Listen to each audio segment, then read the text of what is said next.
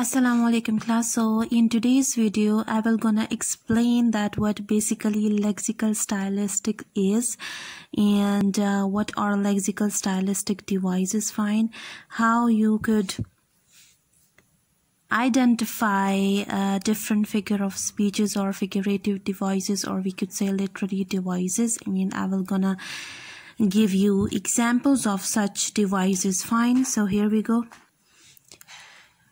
Well, coming towards the definition of lexical stylistics, well, lexical stylistical or we could say lexical stylistics relates to the words, or we could say lexical stylistic focuses on word choices and vocabulary, and lexical is the second level of stylistics, basically, like we could say it tells you how to communicate basic meaning or like messages, and how are you going to create a style or use words and differentiate the styles of various writers. For example, we could say Shakespeare writing style versus T.S. Eliot writing style, or we could say Marlowe style versus Pope style. So how you will gonna differentiate such writing styles.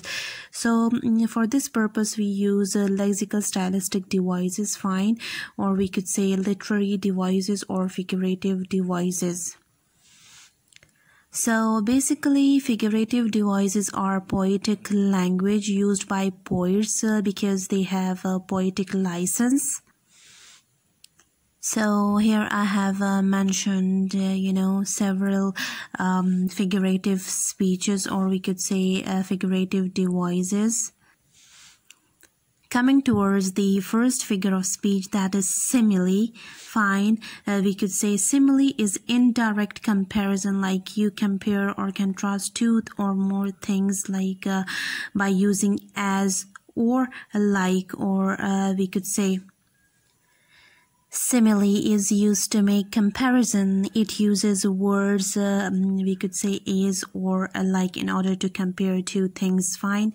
For example, she is as sweet as honey. Now here we are comparing her with honey, and we are putting here a word as.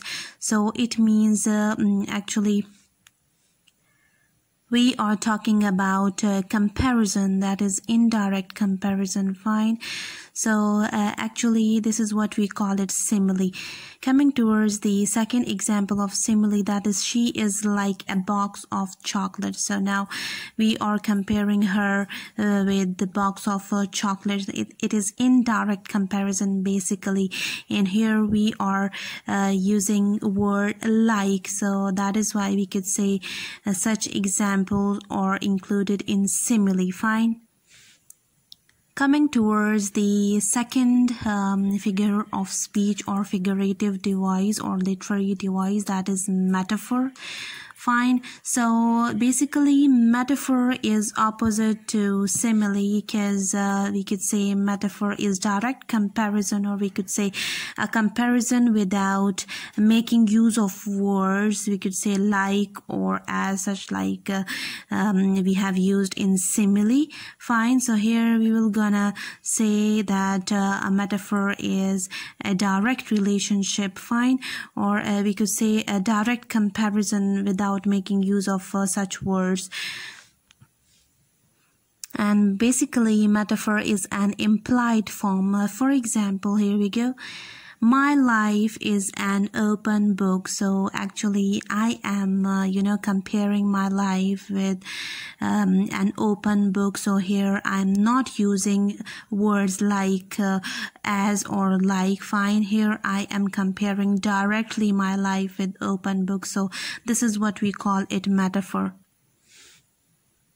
Well, coming towards the next figure of speech or literary device, that is personification. So here personification is used when our aim is to give non-living things or inanimate objects a human-like characteristics, fine. Human-like characteristics include sleeping, walking, running, swimming, whatever it is. So actually these are are the attributes or characteristics of human beings, and we could say to give human-like characteristics to non-living things, fine, or inanimate objects. For example, the house beats, or we could say I wandered lonely as a cloud. So wandering is basically the attribute or the characteristic of a living or human being. So actually we are personifying such stuff in this sentence, that I wandered lonely as a cloud. So cloud is basically non-living thing, so we are actually giving human-like attributes or characteristic to non-living things, fine. So this is what we call it, personification. Well, coming towards the next figure of speech, that is metonymy. So metonymy is a word or phrase that is used to stand for another word or another concept, fine. Okay, so coming towards its example, so here we go.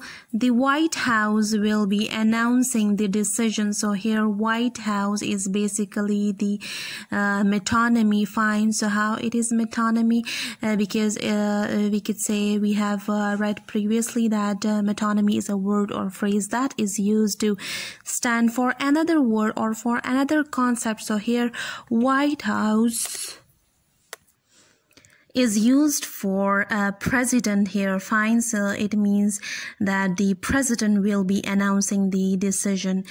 The next example of metonymy is crown. So crown, actually it is used for a king, fine. Then pentagon, so pentagon relates to the authority or we could say power. So the next example is the restaurant has been acting quite rude or we could say badly. So here a restaurant refers to, we could say, people's behavior. So these are the examples of metonymy, fine. Well, coming towards the next figure of speech, that is irony. So irony is defined as an expression which is basically we could say used in such a way as to convey the opposite meaning of what is expressed, basically, fine. So here are three types of irony, that is verbal irony, situational irony, and dramatic irony. For example, I hope he breaks his leg. He breaks his leg, basically this is what we call it, irony, because we could say here such a sentence is given which we could say has opposite meaning of what it is expressed, like we could say a person who wish you a good luck. So basically we use such sentence, I hope he breaks his legs. Well, coming towards the next figure of speech, and that is oxymoron. So oxymoron are the words that have a contradictory meaning, opposite meaning, fine. For example, cruel kindness, thunderous silence. So these are actually two words which have opposite meanings, fine.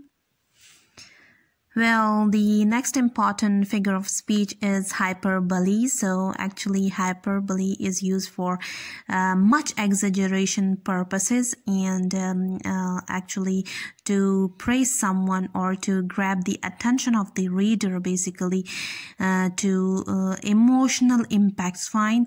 So it is defined as a deliberate, we could say, exaggeration from emotional effects, fine. For example, I may sweat to death, or we could say, for example, what I suffer, no tongue can tell. So no tongue can tell, here it is hyperbole, fine. So that was all about figure of speeches or figurative devices. Thank you.